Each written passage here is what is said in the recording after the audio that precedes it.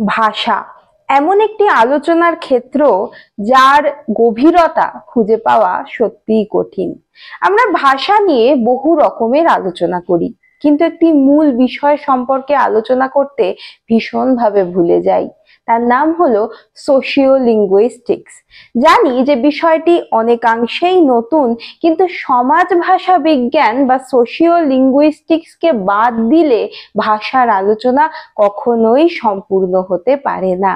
সাহিত্যের পথের আজকের পর্বে সেই জন্য থাকবে সোশিও লিঙ্গুইস্টিক্স বা সমাজ ভাষা বিজ্ঞান সম্পর্কিত বেশ কিছু তথ্য।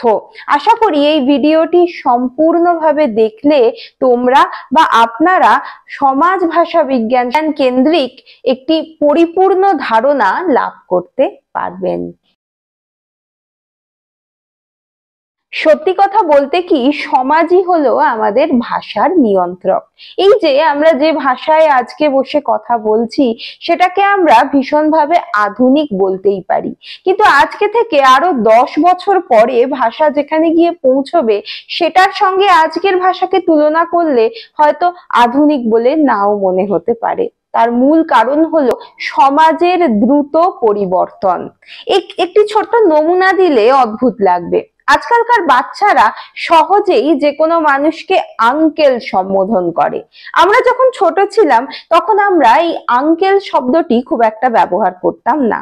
আমাদের কাছে বিভিন্ন রকমের ভাগ ছিল, যেমন পচা কাকা, তনু মাসি, মধু মাসি, অমুক দিদিমা, তমুক মামা, এরকম নাম ধরে বা বিভিন্ন রকমের সামাজিক সম্বোধনের দ্বারা আমরা তাদের সঙ্গে আত্মিকতার সম্পর্ক তৈরি করতাম।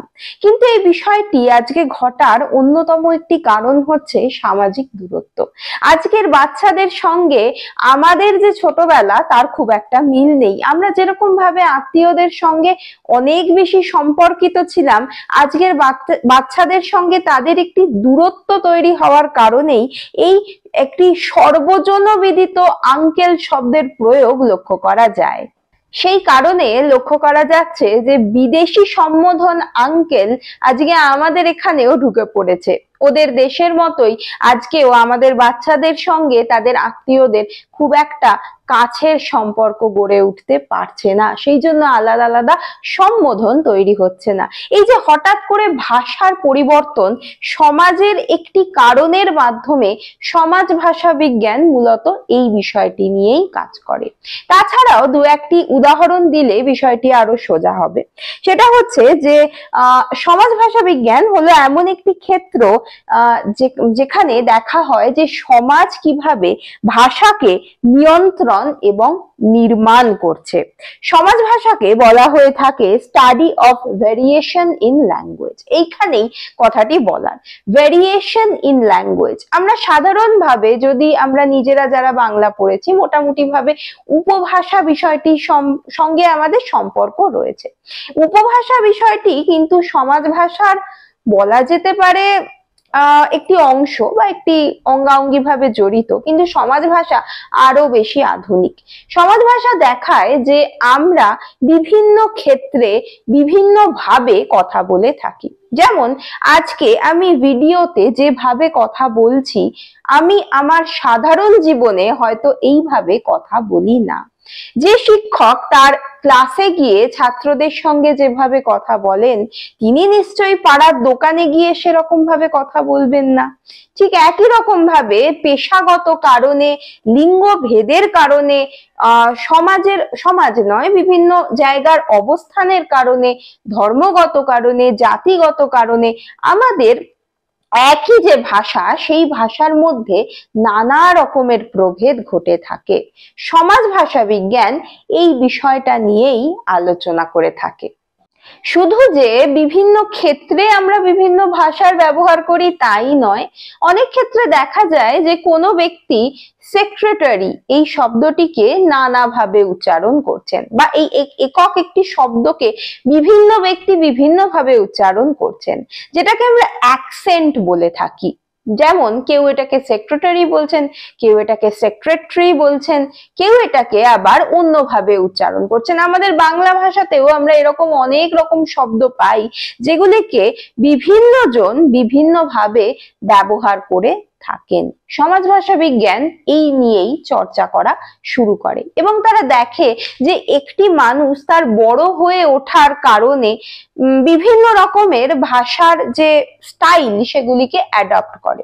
শুধু তাই নয়, তার নিজস্ব কথা বলার ভঙ্গিমার দ্বারাও তার মধ্যে ভাষার পরিবর্তন ঘটে থাকতেই পারে। একটা জিনিস আমাদের মাথায় রাখতে হয় যে এটি আমি চমস্কি পড়াতে গিয়েও বলেছিলাম যে কেউ নিজের মাতৃভাষা শিখে আসে না। তার মাথার ভেতরে কিছু শব্দের ভান্ডার হয়তো আগে থেকে তৈরি হয়ে থাকতে পারে, যেটা চমস্কি বলছেন, কিন্তু মাতৃভাষা কার কি হবে সেটা কিন্তু সে শিখে আসছে না। তার জন্মগ্রহণের পরে তার পারিপার্শ্বিক পরিবেশ, তার সমাজ, তার বাবা মা, তার আত্মীয় স্বজন যে ভাষায় কথা বলছে সেটি তার মাতৃভাষা হয়ে দাঁড়াচ্ছে। এবং সে যখন কর্মক্ষেত্রে যাচ্ছে কাজ করতে, তখন কিন্তু এই মাতৃভাষার সঙ্গে সঙ্গে সে আরো অন্য ভাষা শিখছে বা সেই ভাষাটিরই অন্য স্টাইল শিখছে। এইগুলি নিয়েই কিন্তু মূলত সমাজ ভাষা বিজ্ঞান কাজ করে থাকে। এবার আমরা একটুখানি তাত্ত্বিক বা আলোচনা বিষয়ক বিষয়ে আসি। এখানে আমি শুধুই উদাহরণ দিয়ে বোঝানোর চেষ্টা করলাম আসলে সমাজ ভাষা বিজ্ঞান বিষয়টি কি। সমাজ ভাষা বিজ্ঞান কিন্তু মোটামুটি ভাবে আধুনিক একটি বিষয়, কারণ এর যে মূল আলোচনা বা এর যে পরিভাষার সোশিওলিঙ্গুইস্টিক্স, এটি কিন্তু প্রথম আলোচিত হয়েছিল 1951 সালে। 1951 সালে প্রথম এর ঠিকঠাক চর্চা শুরু হয়। কোথা থেকে হচ্ছে না, হিউস্টন বিশ্ববিদ্যালয়ের ইংরাজির অধ্যাপক হ্যাভার সি ক্যারি, এই ভদ্রলোক প্রথম এই পরিভাষাটি ব্যবহার করেছিলেন। তবে এই কথা বলবো না যে ইনি প্রথম সমাজ ভাষা বিজ্ঞান নিয়ে চর্চা শুরু করেন, একেবারেই নয়। সমাজ ভাষা বিজ্ঞান নিয়ে চর্চা এর আগে তৈরি হয়েছিল। তার কারণ ছিল যে মিশ্র একটি কালচার যেহেতু আমেরিকাতে, বিশেষত ইংল্যান্ডে ইত্যাদি জায়গায় যে গড়ে উঠেছিল, এই বিষয়টা নিয়ে তাদের মাথায় খানিকটা কাজ করে। মূলত কৃষ্ণাঙ্গ জাতির ভাষা, তাদের যে আঞ্চলিক বৈশিষ্ট্য, সেগুলি যখন মূলত যারা সাদা চামড়া তাদের সঙ্গে যখন মিলিত হতে থাকে, তখনই এরকম দু ধরনের ভাষা বা ভাষার নানা রকমের ভাগ লক্ষ্য করা যায়। তাই এই নিয়ে চর্চা অনেক আগেই শুরু হয়ে যায়। মূলত এই যে যার কথা আমি বললাম হ্যাভার ক্যারি, তিনি এটি নিয়ে চর্চা লিখিত পরিতভাবে শুরু করেন এবং তার পরবর্তীকালে বিখ্যাত আরো কয়েকজনের নাম আমরা পাই, যাদের মধ্যে জোশুয়া ফিশম্যান, উইলিয়াম লেবাভ প্রমুখ ব্যক্তির নাম আমরা এক্ষেত্রে করতেই পারি। এবার আসি যে সমাজ ভাষা বিজ্ঞানকে যদি আমরা কোনোভাবে সংজ্ঞায়িত করি তাহলে কি বলতে পারবো। সমাজ ভাষা বিজ্ঞানের যদি কোনো সংজ্ঞা দিতে হয়, তবে সমাজ ও ভাষার সম্পর্ক বিচার করে যে শাস্ত্র, তাকেই বলা হয়ে থাকে সমাজ ভাষা বিজ্ঞান। সামাজিক অবস্থান, পরিস্থিতি, অবস্থার পরিবর্তনের সঙ্গে মানুষের ভাষা এবং রীতির মধ্যেও একটি পরিবর্তন সাধিত হয়। এটাই সমাজ ভাষা বিজ্ঞানের লক্ষ্য। এটি ভাষা বিজ্ঞানের এমন একটি শাখা যাতে বয়স, লিঙ্গ, সমাজ, পেশা, ধর্ম, জাতি, উপলক্ষ ভেদে ভাষাকে বিশ্লিষ্ট করে ব্যাখ্যা করা যায়। এই শাখায় একই সঙ্গে দ্বিভাষিকতা, কৃত্রিম ভাষা ও মাতৃভাষা শেখানোর পদ্ধতি এবং বানান বিধি আলোচিত হয়। এই সম্পূর্ণটাকে নিয়ে বলা যেতে পারে সমাজ ভাষা বিজ্ঞান। আমি যে সংজ্ঞাটি দিলাম সেই সংজ্ঞাটি অনুযায়ী যদি আমরা পয়েন্ট করি, তাহলে সমাজ ভাষা বিজ্ঞানের বৈশিষ্ট্যগুলিও আমরা লাভ করতে পারবো। সমাজ ভাষা বিজ্ঞানের বৈশিষ্ট্য নিয়ে অল্প করে আলোচনা করলে তাহলে কি বোঝা যায়? সামাজিক অবস্থান, পরিস্থিতি, অবস্থার পরিবর্তনের সঙ্গে মানুষের ভাষার রীতি চেঞ্জ হতে থাকে, নিশ্চয়ই হতে থাকে। আজকে আমি যেরকম কর্ণাটকে বসবাস করি, আমি যখন আমার নিজের জায়গায় থাকতাম, অর্থাৎ বাংলায় থাকতাম, তখন আমি যেভাবে হয়তো ইংরাজি বলতাম বা হিন্দি বলতাম, তার সঙ্গে আমার এখনকার ওই ভাষাটি বলার মধ্যে অনেকখানি পরিবর্তন এসে গিয়েছে। কারণ বাংলা এখানে মূলত ব্যবহৃত হয় না, তাই বাংলার খুব একটা পরিবর্তন হয়নি। কিন্তু হিন্দির যে অ্যাকসেন্ট, আমার কথা বলার যে ধরন, তার কিন্তু আমূল পরিবর্তন ঘটে গেছে। এমনকি ইংরাজির ক্ষেত্রেও আমরা সেটা লক্ষ্য করতে পারি। আমি কিন্তু নিজে নিজে জিনিসটি আলাদা করে শিখিনি, আমি এখানে অবস্থার পরিবর্তনের কারণে আমার মধ্যে এই পরিবর্তনটি সাধিত হয়েছে। আর বলা হচ্ছে যে বয়স, লিঙ্গ, সমাজ, পেশা, জাতি, ধর্ম, উপলক্ষ ইত্যাদি ভেদে ভাষাকে বিশ্লিষ্ট করে ব্যাখ্যা করা যায়। নিঃসন্দেহে আমরা খেয়াল করে যদি দেখি তাহলে দেখতে পাবো এই যে অংশগুলি রয়েছে তাতে কিন্তু ভাষার মধ্যে পরিবর্তন হয়। নারী ভাষা নিয়ে তো বহু বহু মানুষ আলোচনা করেছেন যে নারীদের ভাষা এবং পুরুষদের ভাষার মধ্যে, বাংলা ভাষার মধ্যে অবস্থান করেই কতখানি পরিবর্তন রয়েছে। বয়সের ক্ষেত্রে অবশ্যই পার্থক্য আমরা দেখতে পাই। আমরা যত বয়স্ক হতে থাকি তত আমাদের ভাষার ম্যাচিউরিটি গ্রো করতে থাকে, কথা বলার ধরন আমাদের বদলে যায়। আমাদের সমাজ শেখায় কোথায় কি ভাষায় কথা বলতে হবে, আমি আগেই বললাম।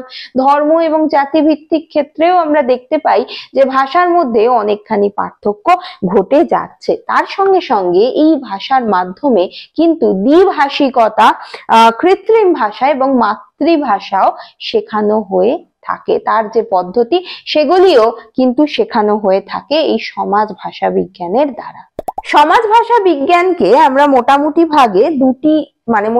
ভাবে এর দুটি দিক দেখাতে পারি। একটি হচ্ছে অভিজ্ঞতা কেন্দ্রিক, যেটি আগে আলোচনা করা হয়েছিল হয়তো, কিন্তু পরবর্তীকালে যেটি নিয়ে মূলত আলোচনা করা হয় সেটি তাত্ত্বিক দিক। এই তাত্ত্বিক দিক দিয়ে বিচার করলে সমাজ ভাষা বিজ্ঞানকে আবার 3 ভাগে ভাগ করা হয়।